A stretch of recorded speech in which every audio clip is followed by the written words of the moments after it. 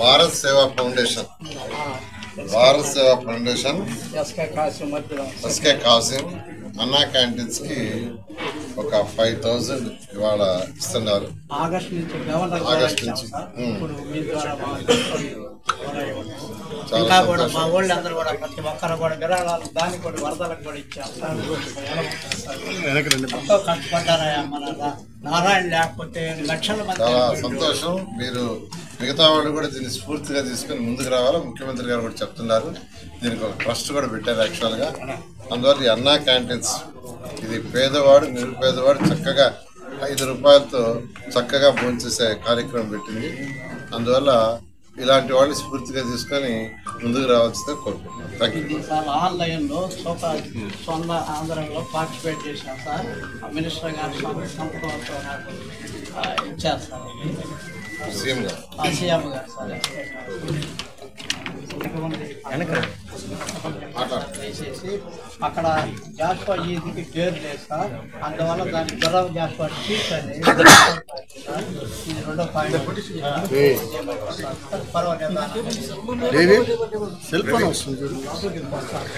నా పేరు SK Kasim, retired social welfare officer మరియు state government pensioners association vice ప్రెసిడెంట్గా ఉన్నాను.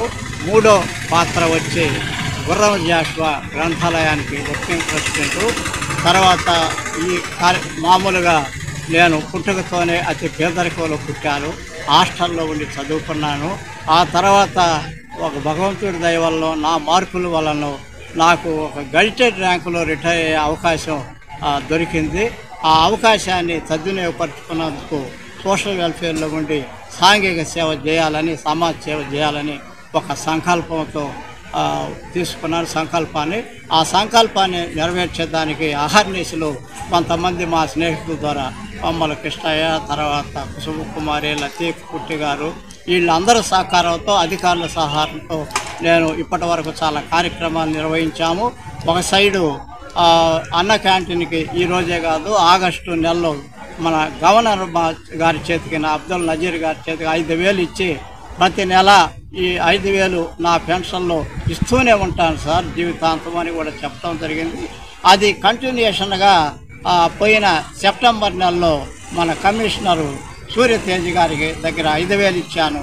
ఇప్పుడు సాక్షాత్తు పురపాలక శాఖ మంత్రి శ్రీ పొంగూరు నారాయణ గారి దగ్గర 5,000 ఇచ్చాను. అన్న క్యాంటీన్కి ఆకలితో అలమటించే పేదలకు ఒక్కరోజు అన్నం పెట్టాలనే తపనతో చంద్రబాబు గారు అన్న క్యాంటీన్లు ఓపెన్ చేశారు. ఆయన మధ్యలోనే అయిపోయిన తర్వాత, ప్రభుత్వం దిగిపోయిన తర్వాత అన్న క్యాంటీన్లు మాయమైపోయాయి. హలో అనే పేదలు, భిక్షగాళ్ళు అందరూ కూడా అలమటించిపోయే టైంలో మళ్ళా టీడీపీ అంటే చంద్రబాబు నాయుడు గారి గవర్నమెంట్ రావటం, అలాగే మా పెన్షనర్స్కు, విశ్రాంత ఉద్యోగులకు, తర్వాత ఇటువంటి కార్యక్రమాలు ఇప్పుడు చంద్రబాబు గారు ప్రవేశపెట్టిన విజన్ 2044 స్వర్ణాంధ్ర కోసంగా ఇప్పటి నుంచే ఆయన ప్రణాళికలు సిద్ధం చేశారు. ఇదివరకు 2020 ఆ విజన్ కూడా చాలా చక్కగా పనిచేసింది. ఇప్పుడు 2044 కూడా స్వర్ణాంధ్రప్రదేశ్గా, ఒకప్పుడు గుప్తుల కాలం స్వర్ణయుగం అని మనం ఎలా కీర్తించామో, ఇప్పుడు చంద్రబాబు నాయుడు గారి కీర్తి కూడా ఆయన యొక్క ఈ సంక్షేమ అభివృద్ధి కార్యక్రమాలు అజరామరమై వారికి శాశ్వతంగా కీర్తి ప్రతిష్టలు కలుగుతాయి. ఆ తర్వాత పురపాలక శాఖ మంత్రి గారికి కూడా మేము రుణపడి ఉంటాము.